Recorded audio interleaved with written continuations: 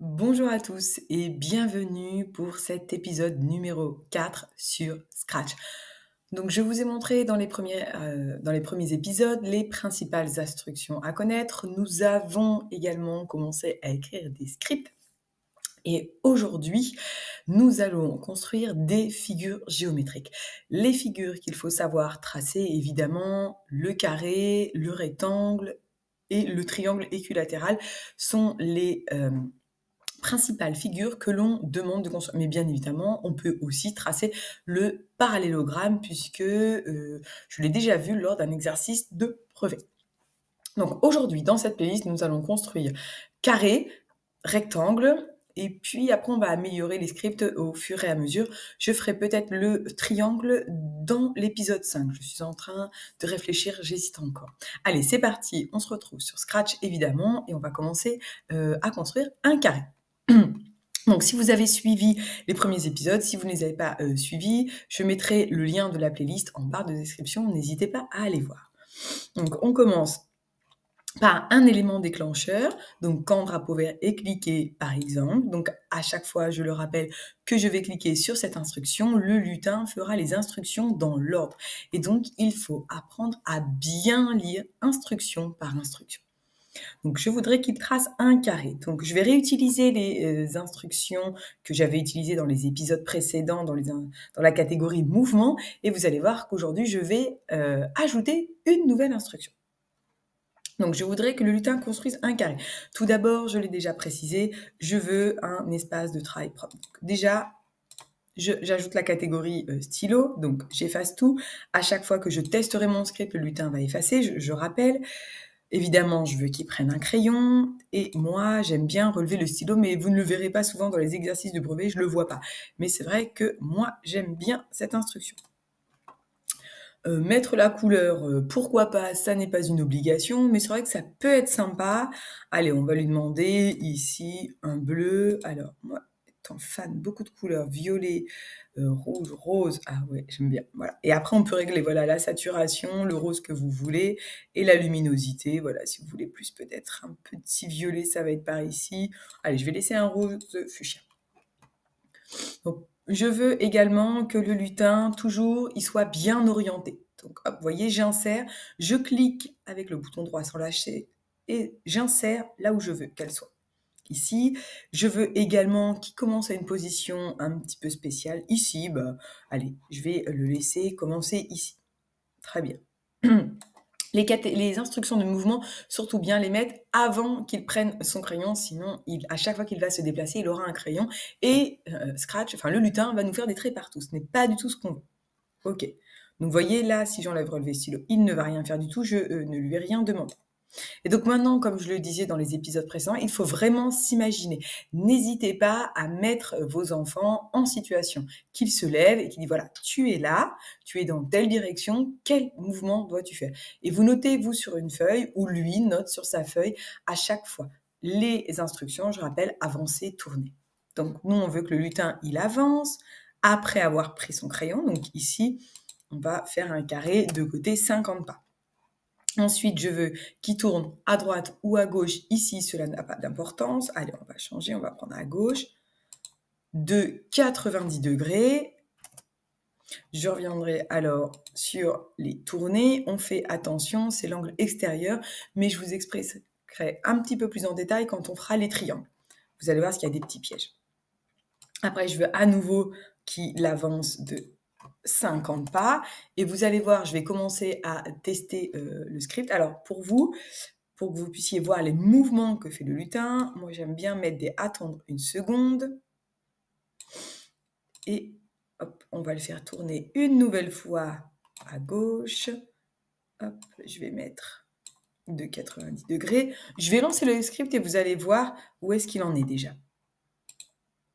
Vous voyez, il tourne, il avance, il tourne. Et oui, il faut bien que je lui mette à gauche pour que les yeux soient dans ce sens-là. Donc là, après, hop, j'avais mal cliqué, je dois lui demander d'avancer à nouveau. Je vais mettre, hop, Donc, je vais diminuer. Donc, si vous voulez diminuer le zoom, vous avez ici une petite loupe. Vous cliquez sur moins. Je vais de nouveau attendre. Je vais en prendre plusieurs. Voilà, je prépare. Donc, vous voyez là, je relance le script. Il repart du début. Hop, il avance. Ah oui, j'ai mis que de 10 pas. Donc, vous voyez, c'est 50 pas. Ensuite, je souhaite à nouveau qu'il tourne à gauche de 90 degrés. Voyons voir où est-ce qu'il en est. Il avance, il tourne, il avance, il tourne, il avance, il tourne. Voilà. Et là, il faut bien qu'il avance. Hop, une dernière fois. Donc, hop, de 50 pas. Voilà, il tourne, il avance, il tourne, il avance, il tourne, il avance. Et moi, j'aimerais qu'à la fin, hop, il tourne une dernière fois. Et oui, sur sa gauche, parce que sa gauche, c'est la main du bas. Donc, effectivement, il faudra bien qu'il tourne sur la gauche pour que les yeux soient vers la droite. Et ça, c'est pas tout le temps évident à percevoir. Donc, n'hésitez pas. Voilà, hop, et normalement, c'est bon. Hop, et voilà. Donc, moi, j'ai mis des attendre une seconde pour que vous puissiez voir le mouvement décomposé du lutin. Et voilà. Voilà.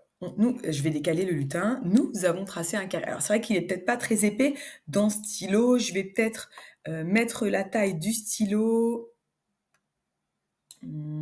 1, c'est pas beaucoup.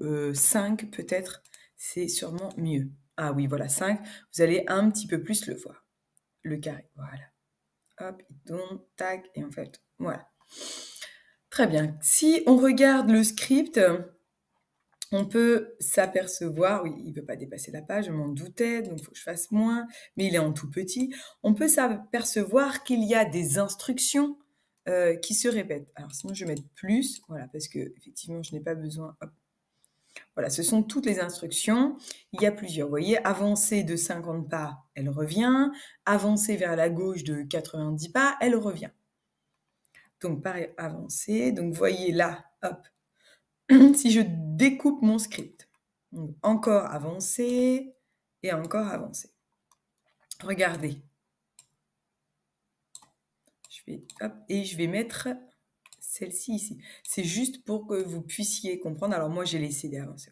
Vous voyez, j'ai 4 fois. Alors j'ai relevé le stylo en bas, je vais l'enlever, je vais décaler. Et si on regarde ici, on s'aperçoit qu'on a 4 fois les mêmes instructions. Et bien là, nous allons aller dans Contrôle, prendre ce qu'on appelle une boucle répétée. Et on va répéter 4 fois, puisqu'on a 4 fois les mêmes blocs. Donc 4 fois toutes ces instructions-là. C'est ce qu'on appelle une boucle. Voilà, du coup, ça, je n'en ai pas besoin. Je clique sans lâcher, je jette à gauche. Je clique sans lâcher, je jette à gauche. Et une dernière fois, je clique sans lâcher et je jette à gauche. Voilà, je mets relever le stylo. Et le lutin, que va-t-il faire? Donc, au début, il va le faire ces deux-là. Hop, et vous voyez, il y a une petite flèche qui dit, hop, arrivé ici, tu dois remonter. Il remonte. Il descend, il remonte jusqu'à temps qu'il fasse ces 4 fois, qu'il soit descendu 4 fois. Une fois qu'il est descendu 4 fois, il sort de la boucle et il fait cette instruction-là qui est ranger le crayon. Donc, je remonte. Voilà, mon script est complet. Je vais peut-être faire un tout petit dézoomé. J'appuie de nouveau sur drapeau vert. Et bien évidemment, voilà, le script s'illumine et le lutin est en train d'exécuter le script. Voilà. Moi, j'aimerais qu'à la fin du carré, il soit, par exemple, ici, pour que l'on puisse voir le carré. Alors, je ne peux pas lui dire reculer. Donc, soit j'oriente les yeux et dans l'autre sens. Ça, c'est tout à fait possible. Soit je lui demande d'avancer, c'est quand même plus simple, et de se mettre ici.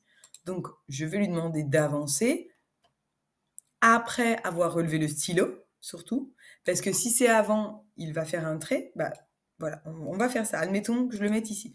Donc là, il doit avancer d'au moins 50 pas. S'il avance de 50, il arrivera ici. Donc, il faut au moins, par exemple, 100 ou 200 pas. Je vais mettre 200 pas. Vous allez voir la différence. Donc là, il fait le carré. J'ai toujours laissé les attendre une seconde pour vous. Très bien. Et là, il a toujours son crayon. Et vous voyez, s'il avance, si je la mets là, il va avancer avec un crayon. Donc, il faut que j'inverse ces deux instructions pour que Une fois qu'il a terminé son carré, il range son crayon et après il avance. Et ainsi, vous allez voir la différence, il n'y aura pas le trait après le carré. Là, il a rangé son crayon et enfin, il peut avancer. Voilà. Et voilà, nous venons de construire un carré ensemble. Alors évidemment, je lui ai demandé de construire un carré ici. J'aurais pu très bien lui demander de construire un premier carré en partant d'ici. Donc je retiens les positions, moins 176. Donc je change le 0 dans la bulle. Le Y, c'est la position numéro 7. Il est là, vous allez voir. Hop, il construit son carré à la position ainsi demandée. Tac, et j'avance. Et voilà. Et là, par exemple, on pourrait très bien lui demander de faire un deuxième carré. Donc, deux possibilités. Par exemple, je prends ces instructions-là, je fais un clic droit avec le bouton droit de ma souris, vous voyez, qui est dupliqué. Hop, c'est un copier-coller et voilà, j'ai dupliqué les instructions. Ah, je vais lui faire un stop. Vous voyez, quand on veut arrêter un script, on appuie sur le panneau stop. Pareil. Une fois qu'il a avancé, j'aimerais qu'il construise à nouveau un autre carré. J'appuie sur le drapeau vert, il reprend du début. Il construit mon premier carré à partir du lieu indiqué. Il a fini, il range le crayon, il avance et il va faire un deuxième carré un petit peu plus loin. Ah, sauf que il y a une erreur, vous voyez, il ne dessine rien. Oui, c'est tout à fait normal puisque à cette étape-là, je lui ai dit de ranger le crayon. Donc, vous voyez, parfois, et je dis bien parfois, ça va dépendre, le stylo en position d'écriture, voilà. Alors, je vais les dupliquer également, dupliquer. Je peux les insérer dans la boucle. Donc, c'est pour ça qu'il est vraiment fondamental. Alors, je lui fais un stop. De comprendre ce que le lutin fait à chaque fois. Et il est également fondamental de tester votre script. Donc, je lui demande, je clique sur le drapeau vert. Oui, alors, est-ce que j'ai rangé le stylo? Ah, mince. Je vais lui mettre un stop. Ok. On recommence, voilà. Hop. Il fait notre premier carré. Il range son crayon, il avance et il fait notre deuxième carré. Et le fait de lui avoir mis dans la boucle de prendre un crayon, voilà. Si je veux, je peux changer, vous voyez, cette couleur-là du deuxième carré. Si je veux la mettre bleue, bah voilà, très bien. Allez, on recommence. Donc le lutin va nous faire la première boucle, c'est-à-dire le premier carré en violet. Il range son crayon, il avance, et là, il reprend un crayon, mais cette fois, il prend un crayon bleu, et il va pouvoir faire le deuxième carré en bleu. Je peux ainsi faire plusieurs carrés.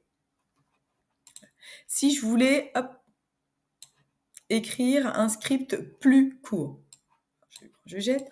Vous voyez, ces instructions sont exactement identiques, à l'exception ici de la couleur. Donc, ce que je peux faire, c'est un répéter ici 2 fois, c'est-à-dire qu'il va répéter, alors non, d'abord 4 fois, et je vais aller lui chercher un répété, donc je vais les laisser là, et hop, est-ce que je veux qu'il englobe tout ça? Voilà, vous voyez, entre là, je veux qu'il englobe que ce qui est grisé, là, je ne veux pas. Moi, je voudrais qu'elle soit avant et qu'il englobe tout. Je lâche.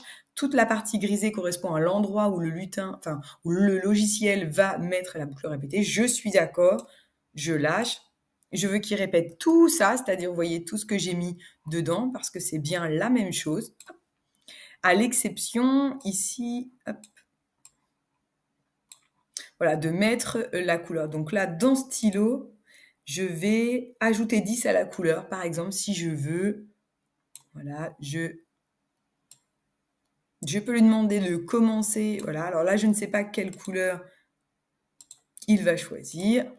Je prends et je jette, tout s'efface et je lance à nouveau le script. Et après, hop, nous passerons peut-être au rectangle. Voilà, hop.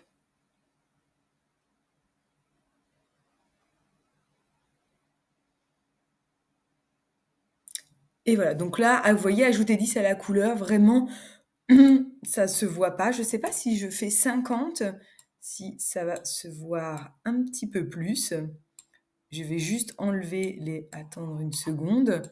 Maintenant, je pense que vous avez bien. Alors, je vais tester à nouveau parce que là, mettre la couleur, ajouter 50 à la couleur, c'est vraiment pas beaucoup. Il devrait. Voilà, j'ai regardé quel était le problème. Effectivement, je ne l'avais pas mis au bon endroit. Donc, je voudrais qu'il construise 2 carrés, vous voyez, comme sur la figure que j'ai testée. Donc, d'abord, un premier ici, carré en bleu turquoise. Donc, pour savoir de combien je devais ajouter, je suis allée dans couleur, j'ai cliqué et par exemple, je voulais un bleu et un rose et je regardais la différence. Donc, vous voyez, il faut au moins 10 pour que la couleur change. Donc, 10, c'était pas mal. Mais moi, comme je voulais un petit fuchsia, j'ai regardé, il me fallait au moins 40. Donc, je me mets par exemple dans le bleu turquoise. Oui, 49, c'est bien. Donc, tout d'abord, il va commencer le premier carré avec la couleur bleue. Vous voyez, là, il descend dans sa première boucle. Il fait son premier carré. Ensuite, il range son crayon, il avance de 200 pas. Et en fait, c'est là, il va reconstruire, il va construire à nouveau un carré. Donc, c'est ici, dans cette boucle-là, que je voudrais qu'il ajoute. Et je vais le mettre tout à la fin, après qu'il avance, effectivement, pour que ce soit pour le deuxième carré et pas pour le premier carré. Parce que si je le mets là-haut, il va ajouter 50 direct au premier carré. Moi, je voudrais qu'il construise, par exemple, son premier carré en bleu turquoise. Et là, je teste à nouveau. Donc là, je ne sais pas si on a vu, parce que je n'ai pas mis les attendre une seconde, ça va un peu vite. Donc, il fait d'abord, peut-être que je vais en mettre, hop, non, dans contrôle. Donc là, il fait son premier carré. Oui, on peut mettre ici un petit attends, une seconde, premier carré, deuxième carré. Et voilà, comme ça, j'ai ainsi changé la couleur. Et je peux évidemment, alors si j'avance de 50, 100 pas, je peux lui demander de faire 5 carrés à la suite et vous allez voir que les couleurs devraient changer normalement. Voilà, hop, un deuxième carré, un deuxième, bah oui, forcément, là on a une alternance de couleurs parce que j'ai mis que 50 et j'ai pas mis 10. Et si je change la couleur, voilà, seulement 10, voilà, tac, ça devrait changer, voilà, beaucoup plus. Donc, vous voyez, on peut jouer aussi sur les couleurs. On peut jouer aussi sur la taille du carré. Et je pense que je m'arrêterai là parce qu'après, elle va être trop longue. Ajouter un, donc voilà. Et donc là, et on va commencer par mettre la taille à 1, par exemple, parce que c'est petit. Oui, voilà, très bien. On recommence. Et normalement, la taille, voilà, les carrés devraient s'épaissir, changer de couleur. Voilà, on peut jouer là-dessus si vous voulez. Eh bien, écoutez, je vais m'arrêter là pour le carré. Je ferai dans l'épisode suivant, cette fois, le rectangle. La vidéo devrait être beaucoup plus courte puisque c'est exactement la même chose. Mais on verra la construction du rectangle avec également les boucles répétées, les couleurs du stylo et les tailles du stylo. Voilà, cette vidéo est maintenant terminée. Je vous laisse et je vous retrouve dans l'épisode prochain. Bye bye!